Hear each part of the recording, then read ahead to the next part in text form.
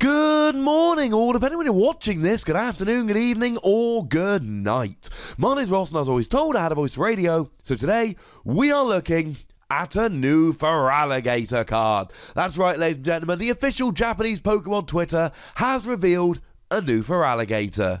And the lovely David Hochmann, Rappelman TCG himself, has given us a translation of this Feraligatr, and as what tends to happen with new cards that have been revealed, I am going to be showing you a nice little analysis of it. Now, of course, this is in Champion Road, which means it is going to be part of our May set, Celestial Storm. Alright then, ladies and gentlemen, so it is a water Pokemon, which is lovely. It means you got access to Brooklet Hill to go and get those basics out. Firstly, it helps you set up Feraligatr because it goes and gets your Totodiles, but it also means you can pair this really nicely with something like an Octillery, and then you can use Brooklet Hill to grab your Remoraid out, yay, etc. And of course, being a water Pokemon means you do have access to Aqua Patch, which is going to be really, really relevant to this particular Pokemon, as you will see very shortly.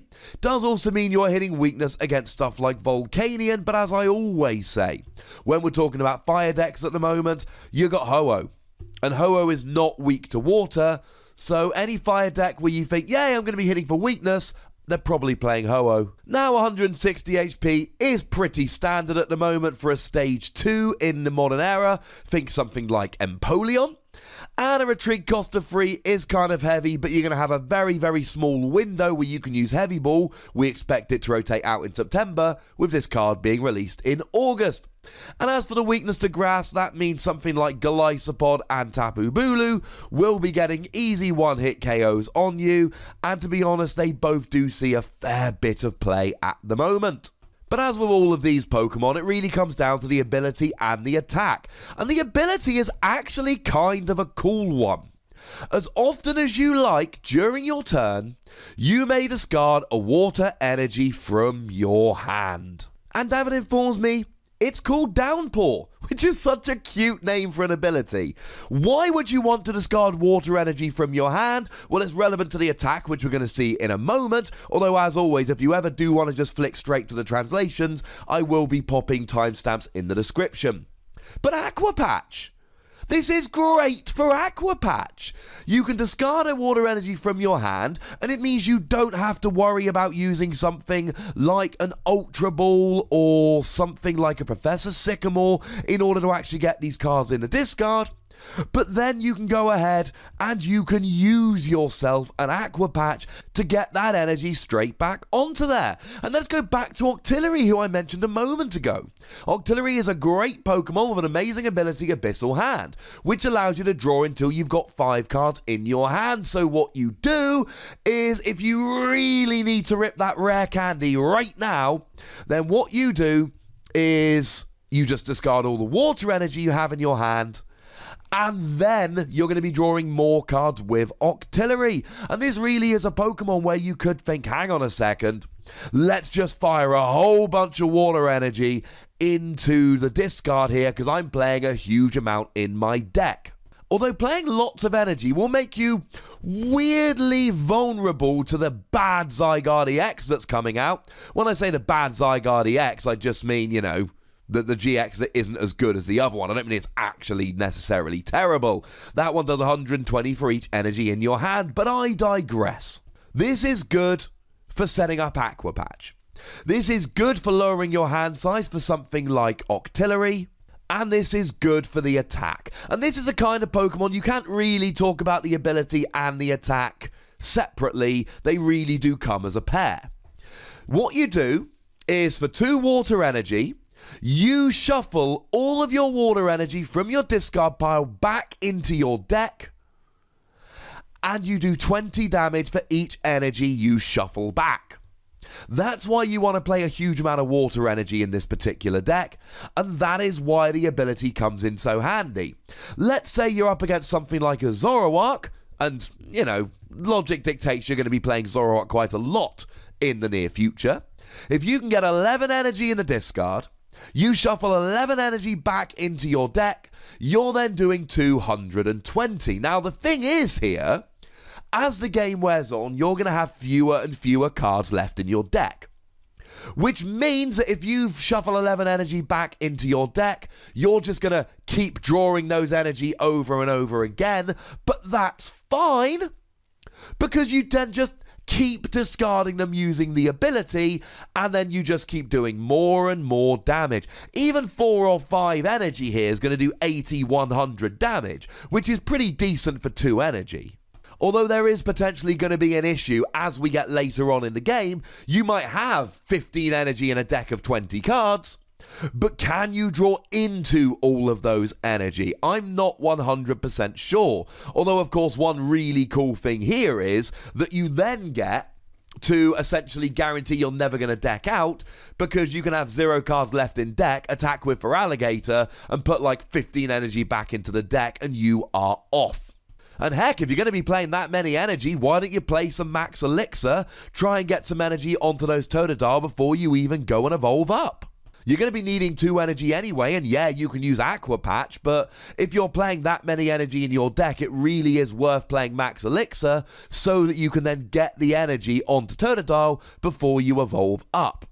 Although we do need to talk about the evolving here. It is a stage 2. You're going to have to use rare candy. It is a pain. The ability's really fun, and this is a deck that is absolutely going to clean up with stuff like Octillery, discarding all the energy, and you'll probably be playing a few, discarding all the energy, drawing more cards. And I mean, if you can get, say, a 2-2 Octillery line in here, you set up Octillery, draw until you got 5, discard all the energy, and then draw again until you've got 5. And then maybe play a Cynthia to draw a whole bunch more energy and discard that as well. And I should mention here that you can use counter energy with Feraligatr, because it's a non-EX, non-GX Pokemon that attacks for 2 energy. Now, the issue with counter energy is you really want to be playing basic energy for Aqua Patch, maybe for Max Elixir, and definitely for the ability. But has anybody else remembered what Victini Prism Star does? Because I have. Victini Prism Star is going to be coming out in Dragon Storm, in Japan, the set before Champion Road, although we don't know how that's coming out over here. And the great thing is, Victini Prism Star for 2 fire energy, or 1 counter energy, does 20 damage for each basic energy card in your discard pile and shuffles them back into your deck. It's the same attack as Feraligatr, except it's on a fire Pokemon, so now you're hitting for fire weakness and water weakness, and it's a basic, not a stage 2, which means that you can leave your stage 2 Feraligatr on the bench so that you keep having access to the ability, while you then just attack with Victini Prism Star. Now, it is a Prism Star, so you can only use this once during the game, and as soon as it hits the discard pile, you're out. But it's a perfect attacker in here as long as you are willing to play some counter energy, which is no guarantee you will, but I'm saying it's there if you are willing to play it. The good news about it being an ability is, time the rotation hits, we lose Garbodor, and as I've said a few times, we're only going to have a Alolan Muck to turn off abilities, which it won't because you're not a basic, or Glaceon, which it won't because you're not an EX or a GX. But of course, the ability here is fun, but the ability works for Feraligatr. Yes, it's kind of cool to be able to discard energy whenever you want so you can Aqua Patch it, but let's be real, ladies and gentlemen. You are not going to use this just to discard the energy. It's not a good enough ability to play just for the sake of the ability. But this is an attack that can literally one-hit KO anything. It works beautifully with Brooklet Hill and Octillery, and then you play a lot of energy, discard it, do big attacks, etc. Is it any better than something like Empoleon? Arguably, because your opponent can play something like Parallel City to turn off Empoleon or just limit their bench, whereas Feraligatr's entirely under your control. But Empoleon's not seeing a huge amount of play at the moment. Is this so much better? I think there's a chance it could be a really good deck. It's certainly a fun rogue deck, and it certainly works very, very nicely. Another Pokemon you should consider using to set up here is, of course, Alolan Vulpix. Great for setting up, and a water Pokemon. I am going to be giving Feraligatr 3 Wassies. I don't think it's an amazing card that's going to crush the meta, But I do think some people are going to make some creative lists with this, which are really good. I love the synergy between the ability and the attack. I love that you've got Octillery, although admittedly Octillery is going when the rotation goes. You've got Alolan Vulpix, and let's face it, this is beautiful along with Victini as well. Although again, I don't think you'd ever play this just for the ability. Sad news is, of course, I predicted Feraligatr EX, and this means we're almost certainly not getting Feraligatr EX, which is very, very sad. Not confirmed, but I think fairly likely.